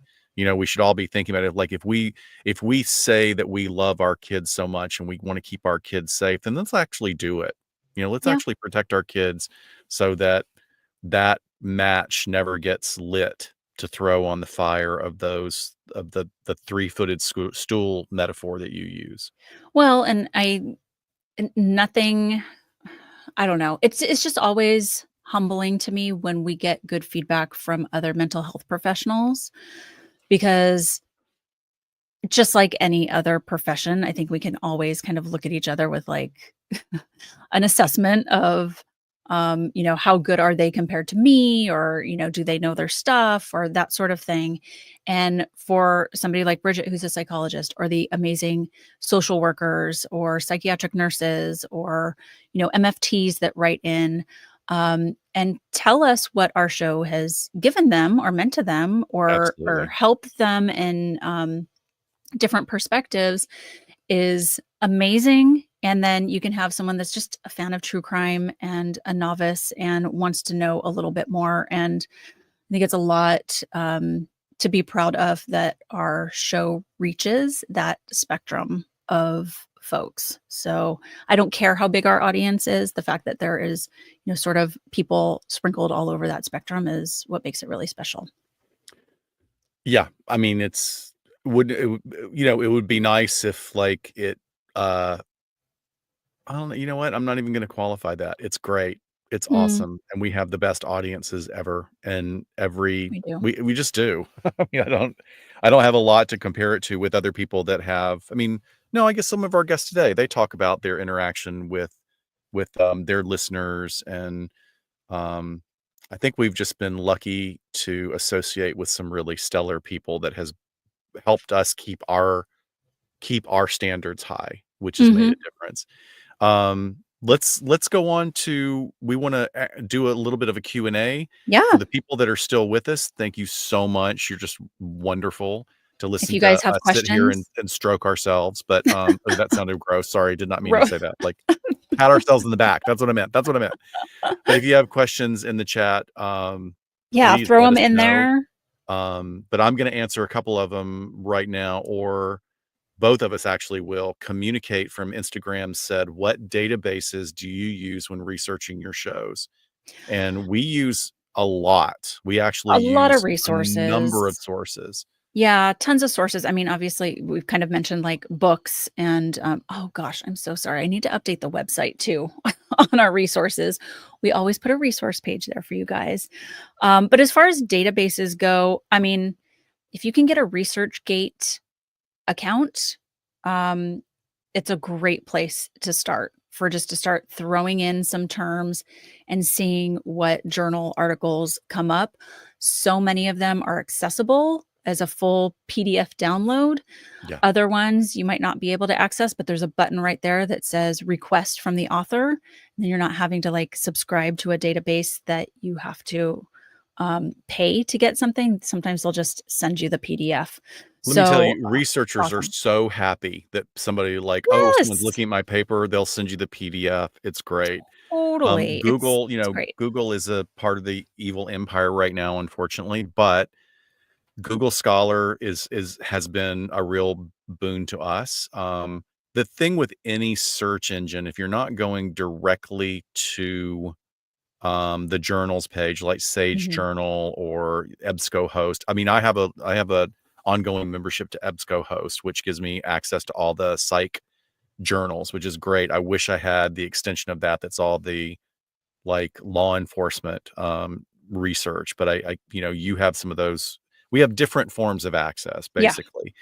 But always, always, always go past the first 5 pages on your search, because the algorithm buries some of the best stuff, and that's really unfortunate. That's just unfortunately the way everything's programmed now. So you keep searching. I think that finding stuff in media, like even listicles in places like BuzzFeed, can often be a really great springboard into further research. And then I'll just go into a hole. Like you guys Yeah. should see our computer files. I mean, we are just stuffed with hundreds and hundreds and hundreds of articles. And then also, one of the things, if you are collating research for anything, the Google Chrome extension, which I believe is called Libsyn, I'm not sure, but there's a Google Chrome extension that takes all of your data and puts it into APA format. And you can choose all of APA format, AMA format. It's a miracle. It would have changed my life. I mean, I think about how I had to slog through doing my dissertation by hand Oh my with all God. that formula. It was terrible. Or just the MyBib that puts your That's it. resources. My bib. Yeah. My bib. Yeah. Okay. Yeah. And I just want to add real quick, Abby jumped in. It's okay that you're late, girl. Don't worry about it. But she said she Abby. loved the Britney Spears and Kanye West episodes, very informative, as well as the new Delphi ethics episode was a good listen. And we got we're still getting feedback trickling in about that. One of our Champagne girls was just DMing me about how much she really appreciated that episode. So Oh, great. Well, Annabelle from Instagram said, I'd be interested in how you stay safe as a forensic psych. In Australia, at least, forensic clients are not handcuffed when treated by their psychs. How do you not get attacked? I recently heard of a murderer who killed the forensic psychiatrist who had testified against him. How about families that had their kids taken away? Revenge plots. I'd be interested in forensic psych, but I don't want to die. That's That's so that's cute. a But I don't really, wanna really die. good question. I Yeah, think that it we've is. talked about various elements of it. Mhm. I will say this, I have never felt more safe than when I was working in a prison, Yeah. because it is a very, very controlled environment.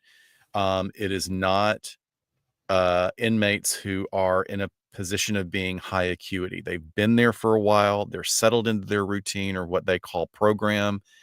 And there's also no cred in harming a mental health worker. Like, there's a really famous and horrific, tragic case here in California where a female social worker, lovely, lovely middle-aged female social worker, was murdered by an inmate who then, tried to hide her body, and, was Mm. discovered very quickly. And, he got his time extended, and like he got the legal ramifications. But what you don't hear a lot about is that guy got fucked up in prison Sure. because he took out somebody that inmates see generally as an advocate. Yeah. It's a neutral party. It's true. It's a neutral party. And I found that on the outside as well, working with people post-incarceration back in the community. It I I'm not exaggerating when I say, like, I have seen them be incredibly protective of staff at the clinic, in a way that was almost like, "Whoa, you don't need to go back to prison for me," right? Like, Yeah. Oh, yeah, I've been um in that position. Yeah. yeah, No, you don't need to yeah. do that. No. It's fine. We had We're we good. had a receptionist at my clinic that, probably told someone they needed to sign in when they didn't sign in or something. And she went out to her car and she had left her window rolled down a little bit and somebody had dumped like an ashtray in it. Right. So the guys in the group, when they found out that someone did that and we assumed that it was probably someone from the clinic, they were like, "Who is it? We'll find them." We were like, "Whoa, whoa, whoa, whoa." Right. I mean, there's a Um, dynamic. I mean, that in itself, that sort of re relaxed inability to mitigate or regulate their emotionality. mhm, I mean, we mhm. can say like, "Oh, they feel protective," but it's also like that disinhibition is part of probably why they ended up getting in Yeah. trouble, right? No, So, 100%. Annabelle went on. I mean, I want to just go back to one point that she made about, a person who unalived, I should use that term, unalived, a forensic psychiatrist who had testified against him. That certainly, thankfully, is a rare occurrence. But I would also say that there would be no difference between that forensic psychiatrist and any other paid professional that comes up on the stand and testifies. Yeah. Like, there are judges, it's not really talked about, but across the country, many retired judges that do high profile criminal cases actually move. They Mhm. move far away from the areas where they practiced as soon as they retired. And they, because they don't want to be in the vicinity of the people that they helped put behind bars. So Yeah. those things happen. Thankfully, it's very rare. Um, I think it's an amazing career. It's not for everybody. But even as a forensic psych, we've talked about this in episodes where if you are an employee of the state or the county and you're working in a correctional setting, your client is actually your employer. Like, so um, there's limited confidentiality in a setting like that. So the person you're talking to is very well aware of that. And if you explain it well, like, hey, I want this to be a space for you, but you understand my role, right? My role here is to understand what's making you Yeah. tick. And there are some people that are cold, and I don't want to victim blame at all, but you also need to have a bearing that is somewhat neutral, even if you're talking about things that are way over on one side of the scale. If you present it neutrally, there's less likely that you will be, Yeah. in danger. To just speak on working out in the community, let's say you work for a company, a clinic, a parole office, something like that. Obviously, if you work at like a parole office or affiliated with a government agency where there's law enforcement around, it's going to be by nature a more safe place, right? They know to be on their best behavior there. There's Yeah. people that can step in.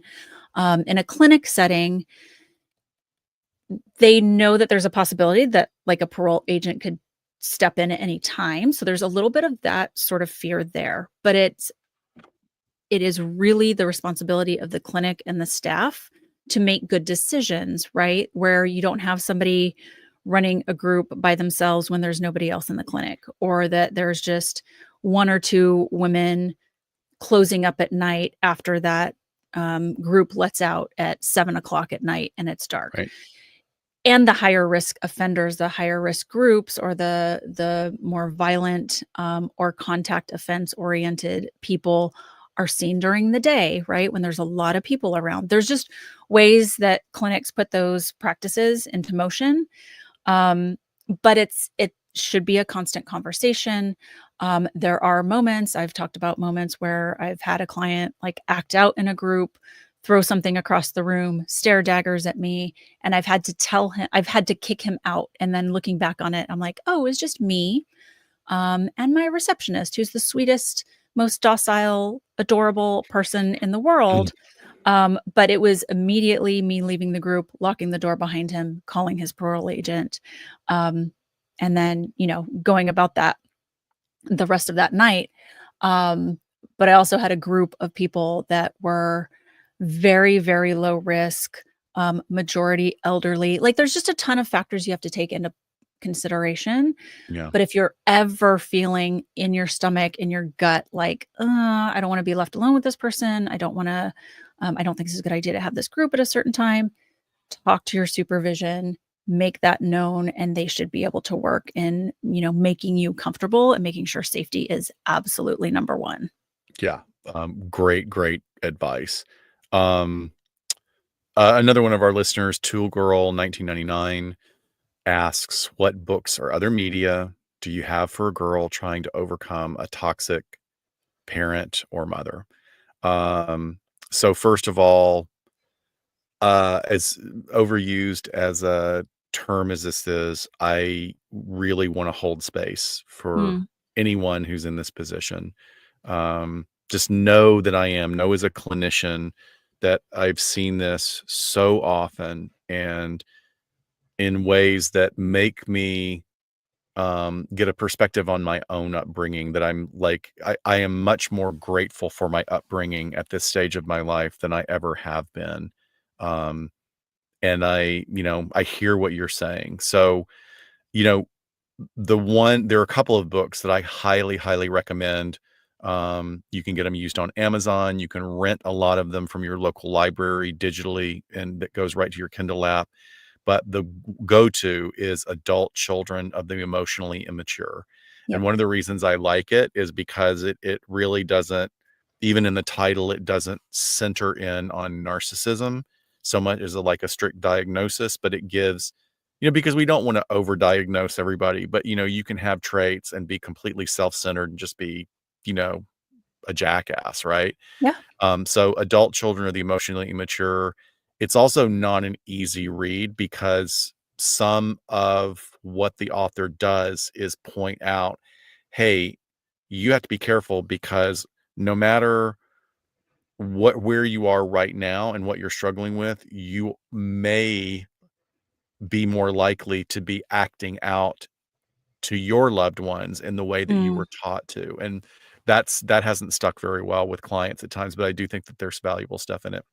Another great one is Will I Ever Be Good Enough? And then another one that I find really, really, really good is Children of the Self-Absorbed. Oh, okay. I think it's really great. And then there's also this fantastic Grande Dame of Toxic Malignant Narcissism. Not that she is, but she's an incredible writer, is What a psychologist. title. Yeah. Psychologist Dr. Eleanor Green. She's got several books out that she's like the go-to. And really have such admiration for her. And she writes many, many answers on Quora about surviving narcissism. Right. So, I mean, I think that you're asking a very timely question. Not like I was saying, not all toxic parents are narcissists. Sometimes an asshole is just an asshole, but Yep. we're living in very interesting times. And I want to throw something out to our listeners about this type of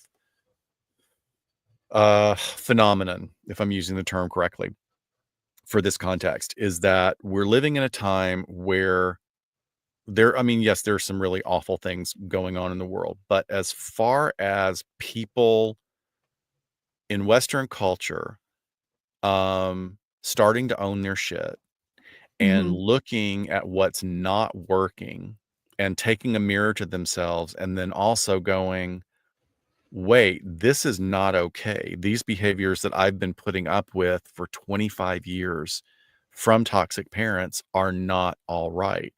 And they're turning to the parents and they're drawing appropriate boundaries. And it is upturning society. Like there are a lot of boomers right now that refuse to take ownership of their poor parenting skills. Mm. And I got a harsh lesson for some of for not our listeners, but our listeners' parents. It's like, you need to clean your shit up or you're going to be alone in your old age, because people are coming to the realization you don't owe anything to anyone that has treated you like crap. You just Yeah. don't. Yeah. So take a look at those. Read Dr. Eleanor Green. I think they're really enlightening. Yep. I don't have anything to add to that. Scott's Okay. more of an expert in that area than I am. I do want to answer Amy's question she threw into the chat way back when we started, nearly 2 hours ago. She was just wondering how we ever got connected with Bob Bruff on Truth and Justice. How did I'm we do pretty sure it was during COVID. He reached out to Tim and Lance because remember he was doing that thing where he had just podcasters on talking about a specific case. So I think you went on first and you talked about Scott Peterson, and then he had me on, and I ended up talking about is it Jonathan Orr, the firefighter arsonist? Because Bob Ruff's former fire captain, and I was like, "This is the case I'm bringing you, buddy." Excuse me. But then we went on to obviously, guest a couple times on Truth and Justice on a season, and have done some live stuff together. and also one of our good friends. So, okay. So TRH Cabana 3, longtime listener from Instagram, said, have either of you had a client, patient discuss the podcast with you in therapy? And I was like, how dare you try and trick us into breaking confidentiality? After our As long as you episode. de-identify, it's okay. But, I think the stance when I read this, I was like, okay, I'm not going to confirm or deny this. And my thinking behind that is I invite our listeners to think, like, how would you feel if you listened to the show, you were also a client of ours, and then now we're answering this question, right? So, what I'm going to do is say how I would handle that. Which is interesting because sometimes we have to talk about, like, what if we run into each other in person outside of therapy Yeah. with anyone? Yeah. I talk about it all the time at work because I see people in many different capacities, not just a Right. therapeutic setting, at my job. But in this case, I would say if you listen to the podcast or if you've discovered the podcast, because remember we were talking about, like, is it ethical to Google your clients? They're definitely going to Google you. I will fully admit, like, I've definitely had people go, oh yeah, I Googled you before I came in here. Whether or not, it's podcast related. But I would say, look, if you choose to continue to work with me as your therapist and continue to listen to the podcast, you're going to get to know me on a different level than you would some other therapist. Like, you're probably going to learn things about me personally, some views, my family. And that's your choice. And I can't choose that for you. I just need to know you're okay with it. And if anything ever comes up that you're uncomfortable with, let's talk about it. But, also we're here for whatever you're coming into this office with to work on. So I don't know, anything different or No, I mean, I don't know what you want to add to that. the only thing that I would add is, like, it's happened a couple of times, and look, I don't think, I mean, I've had a therapist myself that was, like, is really well regarded as, like, one of the best in town, and like, I'm a good therapist, and I would say I'm even, like, an exceptional therapist for some people, for very specific. I think I always say when people come in the room, please, you got to shop. Don't Yeah, just stick totally. with me. Look at other profiles, talk to people. You need to find the thing that vibes with you. But I think, my very small private practice is made up of people that feel a connection and feel safe. And if they found me through the podcast, or they just happened to notice it, that quickly takes a back seat to the work, That's awesome. because we dive in and it's about, like, you're also paying me money. And that's very big for me, is like, this is a service. It's a service and it's a relationship, and I want you to get everything out of it that you're paying for, Yeah, that makes a lot So, of yeah. sense. Cool. Nick from Last Tinish question. says, yeah, where do you see LA Not So Confidential in the next year? What about the next 5 years? The big question. Ugh. Oy, oy, oy, oy. I've got some, we both have some ideas that have emerged over the past few months that would be really, really awesome if they took our project to a different level that would afford us a little bit more ease than what we're doing. And that may happen, it may not. I'm trying to manifest it, lighting candles, putting on essential oils. We'll see. What about you?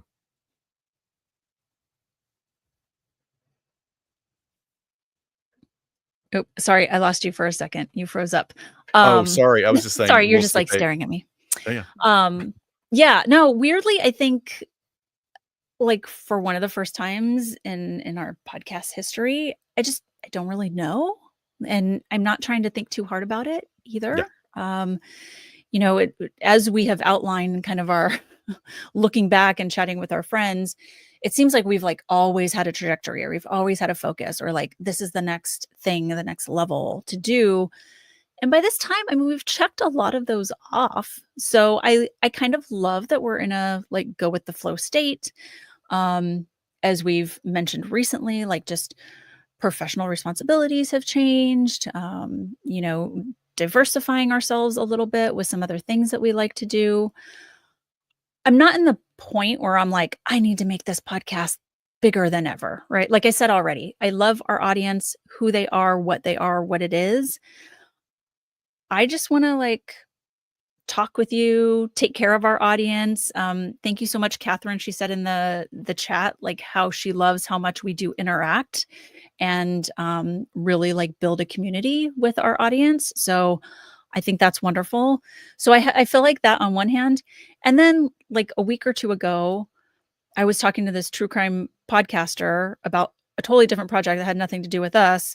And he was like, have you guys ever considered TV adaptation? Which, yeah, I mean, we've totally been down that road. But I'm like, if you can make magic happen where this is adaptable, we're listening. But we still haven't really heard anything that has made us go, yeah, that'd be amazing. So Well, that's where I'm or at. people don't follow through, but that's the nature of Hollywood. Is like, Oh, you know, yeah. we also tell them like, okay, here are the parameters. We're not retired. So we would love to do your project if you can hit these 3 things. And I think that comes to a hard stop for some Mm. people, but that's Mhm. okay. You know, Mhm. we'll Yeah. see. We've both inhabited this particular space for this project while we've both been working multiple jobs and multiple projects. And, you know, we're taking time to rebalance our lives, which I think is good. And yeah, the last few months have made a big difference. I made a big shift in work, which Mhm. is a huge adjustment and is a huge identity shift that I was not expecting.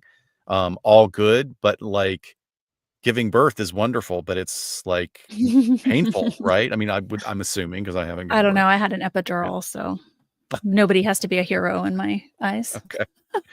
But our top 3 recent crime stories. Oh, No, no. let's just wrap Let's this move up. on. We're Yeah. almost 2 hours in. We just really wanted to end this with, I mean, we talked about, you know, kind of what's in the future, and I'm sorry, it's a big I don't know. I will say, mark your calendars. If you're in LA, we're going to do a meetup Friday, April 11th. Excuse me. My voice is like, you're done. Yeah. Friday, April 11th, probably in downtown LA in the Arts District. I just have to reach out to the venue. I'm have in my head where it will be, but I just need to confirm. So if you guys are around, it's really just going to be a casual meetup. If we turn it into something else, if maybe we can get a little bit more tucked away space, um, to do something a little bit more, I don't know, performative live, we'll figure that out later, but we're not setting that expectation yet. So that is, I mean, kind of it for future plans other than just rolling out our episodes. But we also wanted to take the time just to thank our amazing audience. You know, in thanking all of you, the people who just found us, however you found us, that then went on to explore their journey on a career path like Shiloh and I took. Yeah. That I say it over and over again. I'm sure people are sick of hearing it. It brings me to tears. It brings me to tears that like something that we have just giggled and loved to produce like has inspired people or given people an idea to take their career in that direction, and they're you know, completely rocking it. I think that's wonderful. And then there's also people who have shared incredibly personal moments with us Yeah. via email, because an episode that we recorded resonated so intimately and so profoundly with them, and that we had a positive impact. So many of those are intensely personal. I clearly can't share them and it wouldn't be right, but please know, again, we're both so humbled and honored to receive those. And, you know, Shiloh, shared the one with you that we got this week that literally made me tear up. I was just Oh my gosh. I so know. moved by it, by a recent episode. So all of you, thank you. Thank you for letting us in. That's Yeah. wonderful. Yeah. Absolutely. I couldn't have said it better. Also, just what we've already mentioned, just the community that it's created. And, I know we joke of like, we've seen Bridget through 2 babies, like literally sent her LA Not So Confidential onesie for her child. And just year after year, right? Seeing people on the, the live stuff like this, the watch parties, like where we're all feel like we're kind of sitting there eating popcorn, having a glass of wine, watching a movie together, or the holiday parties, or live. I mean, we do not have voices at the end of the day when we go to a festival because we're just like in it and talking to you guys about everything, and just gushing about this weird shit that we all like to talk about, which is the coolest. So thank you guys so much. I think we want to do one last shout out, obviously. Well, it's to 2.